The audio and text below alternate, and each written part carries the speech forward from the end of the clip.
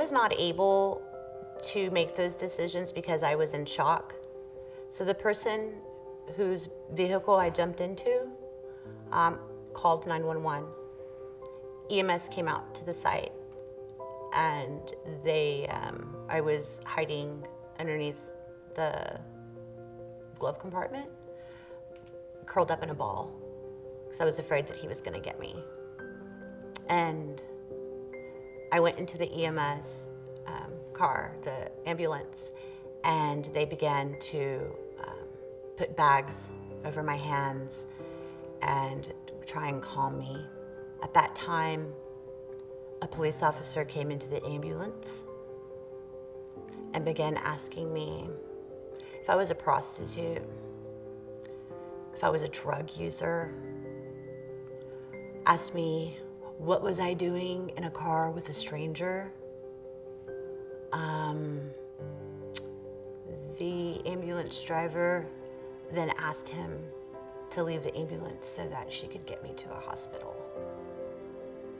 And then I was taken to St. David's, and I was left there. Nobody talked to me.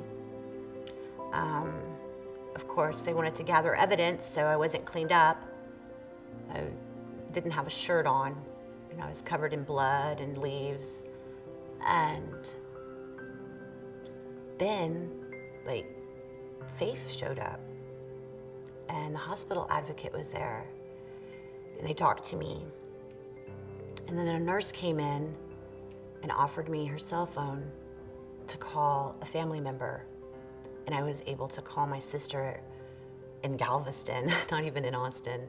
Nobody in Galveston was answering their phones. And then I was there until my family came.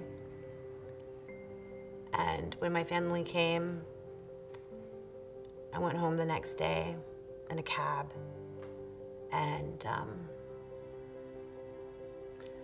then detectives came to see me, and I told them about what had happened. And they looked, and they looked, and they looked. 3 days later, another woman was assaulted, and the man had the same MO.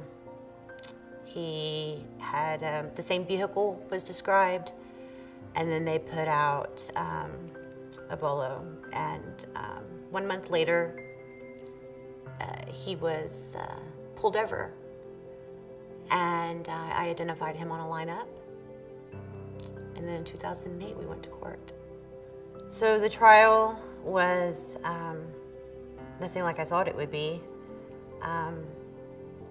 It was very long and daunting. I found out that there were several other victims. I found out why he was still in the streets, and it made me really angry. The first thing I wanted to do was not go to trial. I was ready to settle. I didn't want to have to go through that.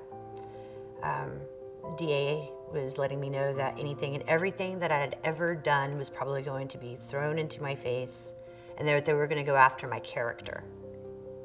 As a survivor of something that happened to me, that's really hard to go through.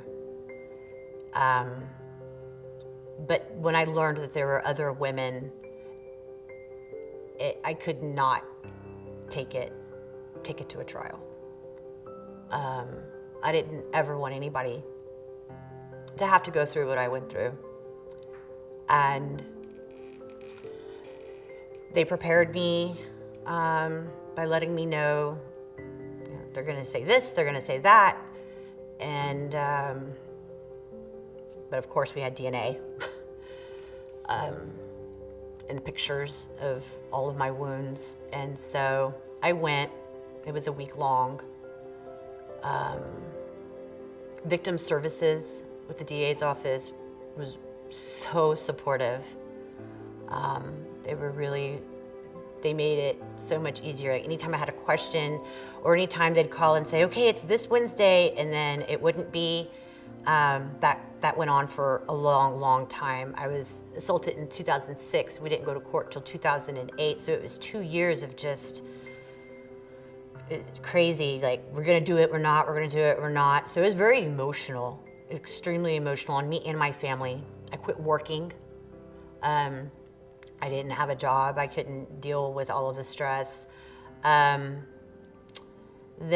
the actually being in the courtroom, that was frightening because his family members were very angry, and one of his family, they were like threatening to me.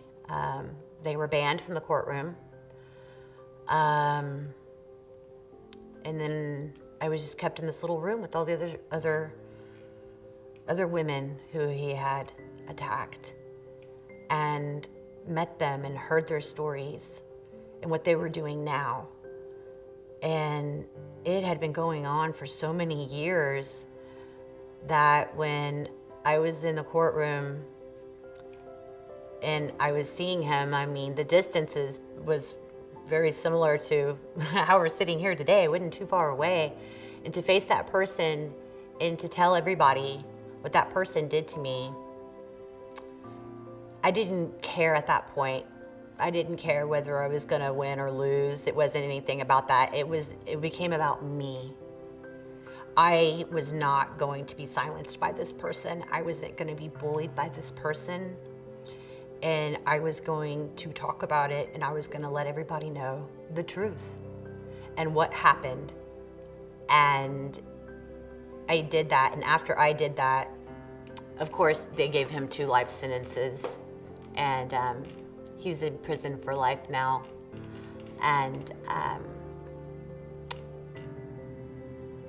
glad.